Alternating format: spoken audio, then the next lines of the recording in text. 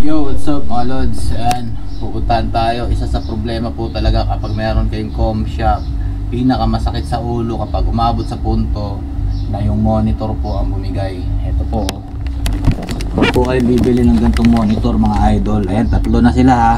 Ito po yung brand niyan, tatlo na po. Isang taon lang po ito mga lodi. Huwag po kayo bibili ng ganitong klaseng monitor. Grabe, magkasunod po sila na nagsipalyahan. Inaabot lang po na mawala yung warranty. Ayan. Hindi po porket brand new ang pagbili nyo safe na po kayo dyan. Kaya po mas prefer ko talaga bumili na lang ng second hand, para kung whatever na masira ba, hindi masyado mabigat sa bulsa. Bibigyan rin naman kayo ng warranty. Kaya ngayon mga lodi, bibili po tayo ng monitor second hand. Pero yung subo ko po na brand mga lodi, papakita ko po sa inyo. Tara, samahan niyo po ako. At yung pinakita ko po sa inyong brand, di ko nababanggitin, wag na po kayo bibili ng ganon. Hindi ko po alam kung yun po na item na yun lang ang kanilang may problema ha. Kasi yung isa po, apat po yan binili ko, nagbiblink-blink na rin po. Pinunta ko na po yan sa technician mga lodi, hindi daw po sila umaayos ng ganon. Okay, punta po natin yung bibili nating second hand na monitor at kung magkano. Yo, what's up? Grabe, ang init. Grabing sikat ng araw dito ngayon.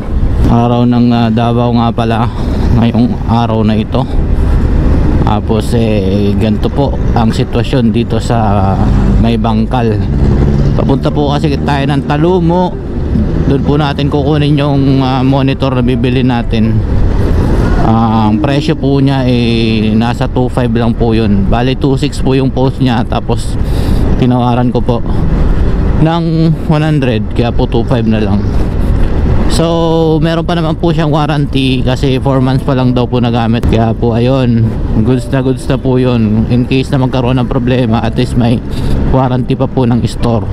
Kasi kung bibili nyo yung brand new, 3,950 ng canvas po kahapon dun sa supplier ko, di nakasave po tayo, diba?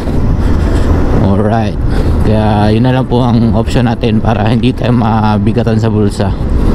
Basta kikilatisin na lang natin mabuti doon kung meron ng bang repair o ano ba, na void ba yung warranty.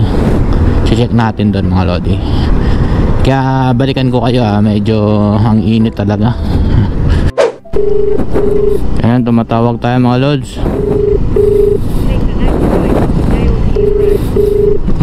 Parang dito tayo sa may mali yung Google Map. Check natin muna nga. May sinabi siyang beach resort hazard lang tayo. So ayan mga lodi, nag-share location na siya. Mali yung Google Map na binigay niya. Buti lang di tayo tumuloy. So papasok ako dito. Pupunta pala to ng coastal road mga lodi. Hirap nito, init-init.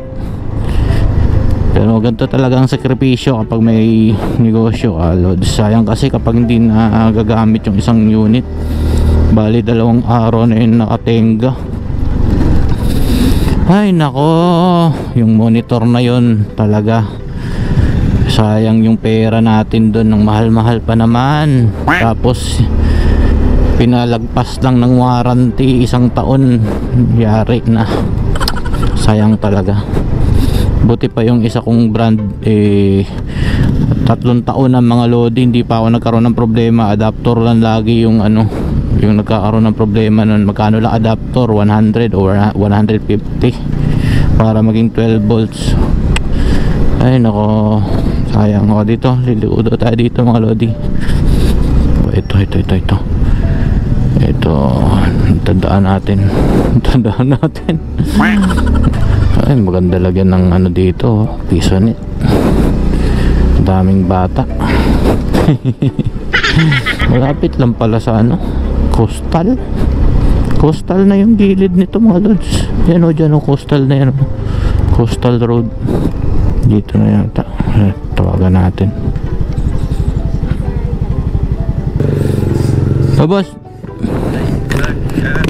naanak ko sa gawas na yung Pisonet.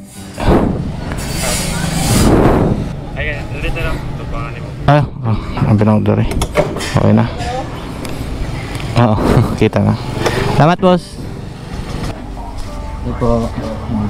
Kanina sir, ito po. 24 magkano? 23.8. Okay na. Sige daw, ano lang. Anong baligaan mo? Pero, bago mo ito ko po, Jesus.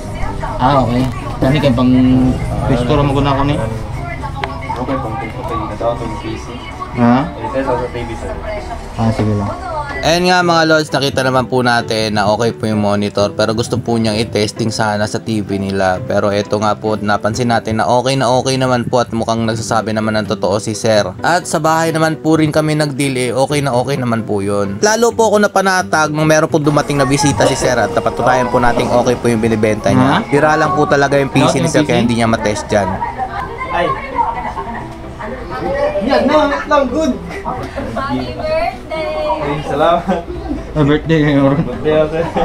Binati ko pala dito si sir ng happy birthday. Ayan mga lods, kaya po hindi ko na po masyado binusisi. Birthday po pala ni sir. Sigurado po ako kaya po niya binibenta tong monitor na to. Gagamitin niya po sa kanyang kaarawan. Kaya po nag-decide po ako na wag na lang naming i-test. Nagbigay rin naman po siya ng personal warranty dyan. At saka under warranty po naman po yung ating unit na bibilin sa kanya. Kaya hindi na po namin tinest dito mga lodi at umuwi na po ako. Birthday niya pala ngayon. Nahiya tuloy ako, tumawad pa ako ng 100. Yan mga lodi. So nakita naman po natin yung may display naman po siya. Tapos ang rason pala niya nasira yung CPU niya. Kabago-bago pa lang po ng monitor at napatunayan naman po ng kanyang nanay mga lodi. Ayun, galit nga yung nanay niya, yung kabago-bago daw binibenta na agad. Sayang daw. Tapos hindi naman daw po niya magamit kasi nasira po yung PC niya, yung CPU mismo. Kaya yun, nag-decide po siya ibenta kaysa naman po masira po nang hindi ginagamit. Medyo mahal po kasi yung brand new nito, 3,950 sa supplier ko po. IPS display, 75Hz na po ito.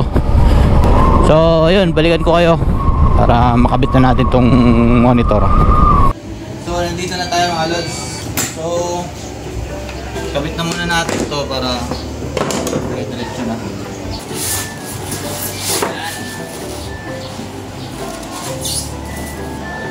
Frameless din pala to mga lodi. Then IPS 75Hz. Ayan, kabit na natin. Heto na nga po't kinakabit na po natin yung cord ng ating bagong monitor o bali second hand na bagong monitor mga lodi. At meron naman po existing na mga cord dyan kaya diretso na po kabit yan. Same lang naman din po sila nung nasira pong monitor. Binuksan na po natin ang ating unit mga lodi. Testingin na po natin kung gumagana nga po ang monitor nito. At syempre maghuhulog tayo ng barya. 7 ano? Yes. Tawal ito. Akala ko po dito mga lodi hindi gumagana yung monitor, buti na lang ngayon po lumabas po yung blue screen niya. Mga lodi, nabanggit ko po noong nakaraang video kaka-reformat ko lang po nito dahil nagkaroon nga po ng problema ang ating game disk bago po itong reformat. Dahil nga po sira po yung monitor, hindi ko pa po siya na setup. Kaya po ito mga lodi, sa setup na po natin at automatic na po yan pag naka-diskless kayo, meron na po agad OS yan galing po ng server. At ayun na nga po mga lodi, goods na goods po yung bago natin bili. Ito nga po pala yung mga naglalaro sa atin, hindi naman po tayo puno pero okay lang po yung ganyan kaysa naman po sa wala pong customer. O para po sa mga nag-aakalang madali lang po magkaroon ng computer shop, yan po yung mga iintindihin nyo, lalo na po yung monitor, napakamahal po yan kapag nasira. Kaya po ingat-ingat po at sana po magkaroon po kayo ng idea about po dito. At iwasan nyo po itong brand na to mga lodi same specs lang po ito doon po sa trusted ko at same lang din po sila halos ng presyo pero madali lang po masira. Wala pa pong 1 taon mga lodi, yung isa po nasira na, hindi ko lang po napawarranty tapos sunod-sunod na po sila. Isa na lang po yung natitira sa 4 mga lodi, yung isa po nagbi-blink-blink na rin kagaya po nitong tatlo na to mga lods. Hindi ko po alam kung anong dahilan yan, basta po para sa akin sablay po ito. Sana po nakatulong sa inyo tong video na to mga lodi. Stay safe and God bless you all. Peace.